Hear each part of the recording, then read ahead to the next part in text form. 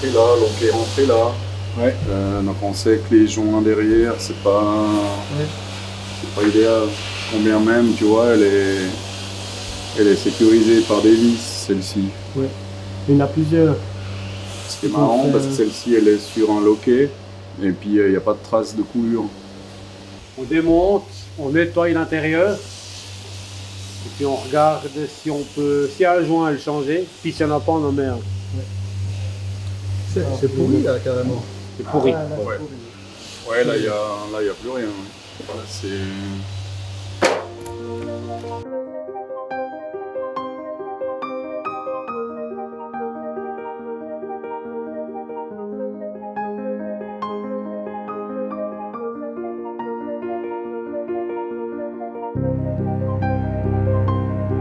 L'humidité, c'est quoi qui crée ça? Ouais, c'est l'infiltration d'eau. Et puis là, on voit ça condense principalement sur la partie métallique. Elle est rouillée. Donc il y a un départ d'humidité, condensation. Et puis après, ça fait gonfler. Puis il y a l'eau qui rentre. Et puis là, on est en mode bois pourri. Quand bien même c'est du chêne qui tient l'eau. Mais il n'y a rien pour empêcher le vent de chasser l'eau. On n'a pas de frein, on est seul sur le lac avec tous les éléments autour. Donc ouais, l'eau elle s'infiltre beaucoup plus facilement que sur une maison ou même dans la maison d'à côté. Elle empêche le vent de souffler sur sa façade. Là on va démonter chaque fenêtre aura ses spécificités et puis on va traiter au cas par cas.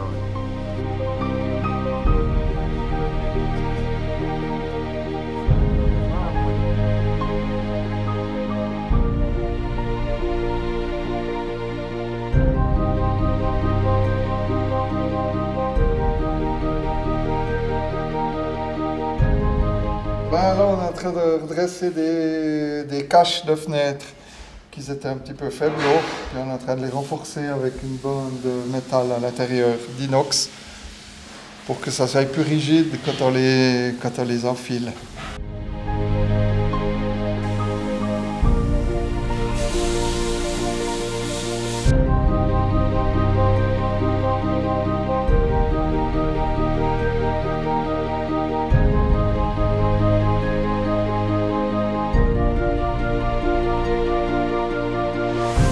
Là, il y avait pas mal d'humidité qui était venue par le sol, par capillarité.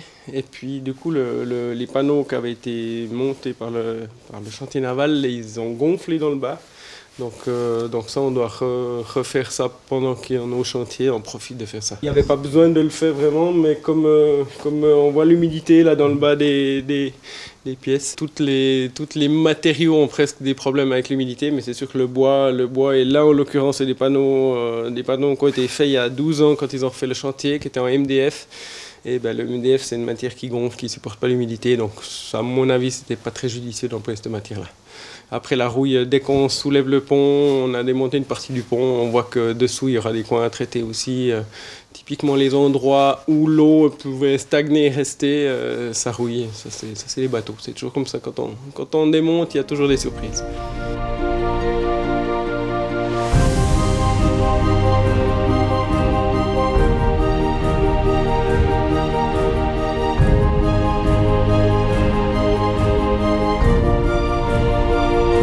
Je m'occupe Patrick, je suis serrurier sur le chantier naval et puis en pleine saison, je suis aide-mécanicien sur la machine à vapeur. Il y a beaucoup de choses à faire.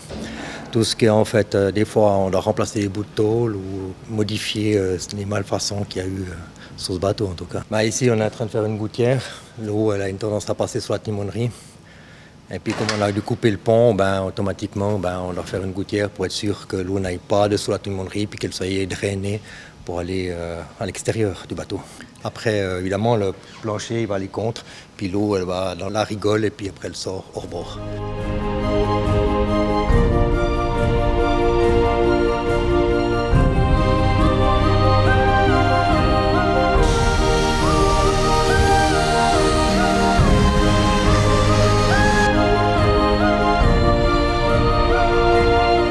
Là, je suis en train de gratter les restes de l'ancienne colle et de l'ancien joint pour pouvoir ensuite appliquer une nouvelle couche de peinture. Ouais, sur la taille de ce bateau, ça fait beaucoup de surface à poncer, à gratter. Hein. Oui, effectivement, c'est beaucoup de travail et puis parfois c'est des endroits où on ne peut pas forcément utiliser des machines. Donc ça demande pas mal de travail manuel. Ouais. Qu'est-ce qui vous plaît dans ce boulot? Ben, c'est la diversité des travaux à effectuer parce qu'on ne fait pas toujours la même chose, on change aussi de bateau. Donc chaque bateau, c'est un peu un travail différent en somme. Ça, c'est un masque qui nous protège de la poussière par exemple, parce que là on fait beaucoup de travaux qui font de la poussière. Et puis c'est bien et c'est obligatoire et puis ça permet de protéger notre santé. C'est difficile de travailler à travers ce masque, à travers cette vitre? Ouais, c'est assez fatigant. Ouais. Pourquoi? Parce qu'on doit respirer plus fortement. Et puis quand on a le rhume aussi, comme j'ai actuellement, c'est pas évident. Là, vous protégez vos collègues du rhume? Ouais, alors eux aussi également, oui.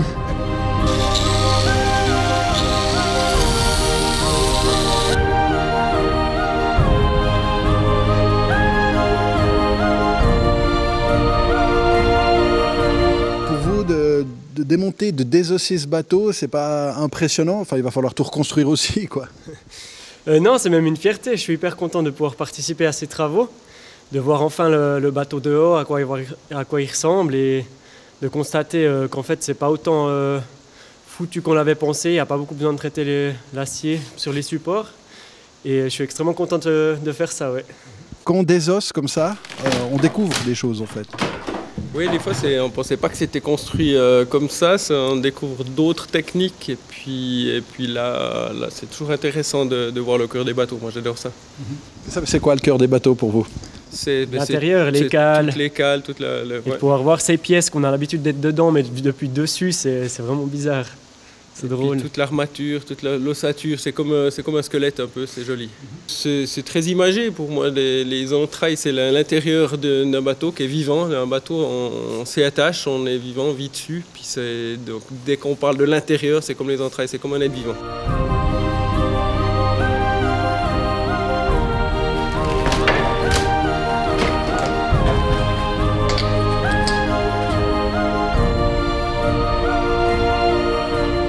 Voilà, on voit que vous sortez les pièces, hein, cette fois du bateau. On est en train d'arracher ce plancher. Comment ça se passe? Mais ça se passe bien, on a fait une belle avance. Il y avait l'avant qui était pas mal pourri, le reste c'était sain, mais dans l'ensemble on a bien avancé, puis on est content du travail fait. Petit moment d'émotion, on voit sortir hein, ces entrailles du bateau. Quelles impressions?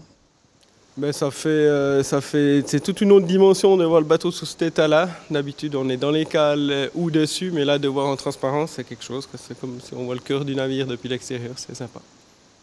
C'est ça, hein, cette rénovation des 10 ans, votre sentiment aussi, 10 ans qu'il n'a pas été ouvert comme ça? Ouais, mais on aurait préféré qu'on n'ait pas besoin de l'ouvrir. Le pont avait des malformations, c'est pour ça qu'il a pris l'eau. Donc on aurait préféré pas eu besoin de l'ouvrir si tôt.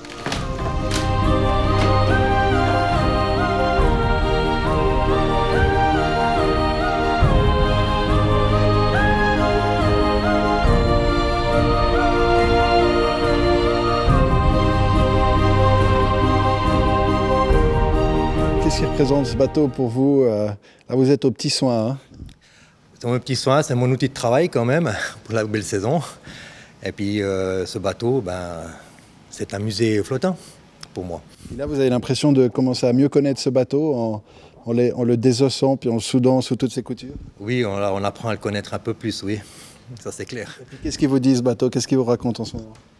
Oh, il me raconte qu'il y a beaucoup de choses à faire. Il y a du travail, qu'on a beaucoup coupé, soudé. On a un contrôle de coque, on va aussi ouvrir vers les toilettes des dames et puis messieurs pour pouvoir contrôler l'état de la coque. Beaucoup de trappes à faire, il y a beaucoup de boulot. Ouais. Ça doit être bien fait, on doit prendre le temps, on ne doit pas reprendre le travail 2-3 fois derrière, on n'a pas le temps pour ça. Et puis, c'est du boulot qu'il faut être vraiment très minutieux à faire, parce que si on a une erreur, les conséquences peuvent être très graves, quoi.